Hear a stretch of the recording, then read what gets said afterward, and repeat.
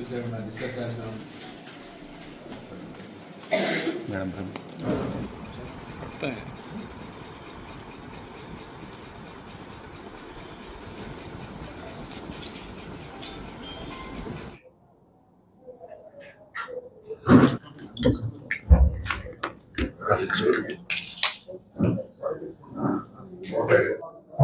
So రాష్ట్ర ప్రభుత్వం ఈ నెల 10వ తేదీన జాతీయ నులిపురుగుల నిర్మూలన కార్యక్రమం కింద 1 నుంచి 19 సంవత్సరాల వయసున్న పిల్లలందరికీ ఈ నులిపురుగుల నిర్మూలన కోసం ట్యాబ్లెట్ ఇవ్వడానికి వాళ్ళు చదువుకుంటున్న స్కూల్స్, అంగన్వాడీస్, కాలేజెస్లోనే ప్రోగ్రాం ప్లాన్ చేయడం జరిగింది.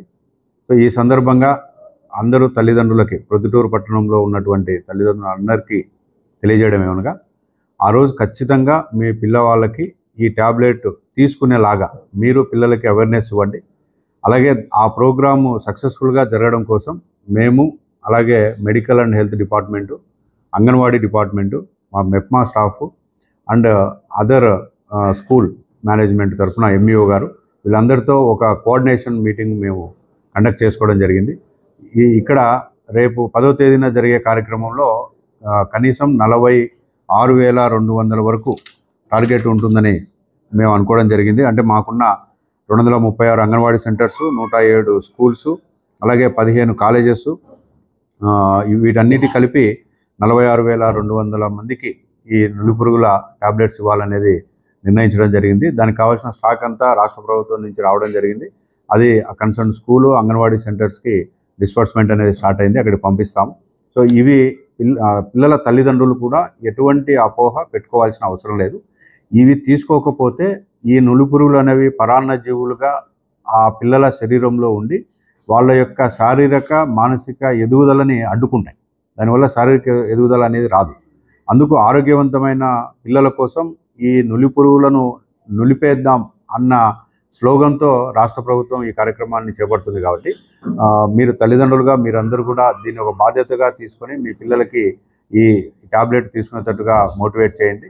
దీనివల్ల ఎటువంటి సైడ్ ఎఫెక్ట్స్ రావు 100కు 100%.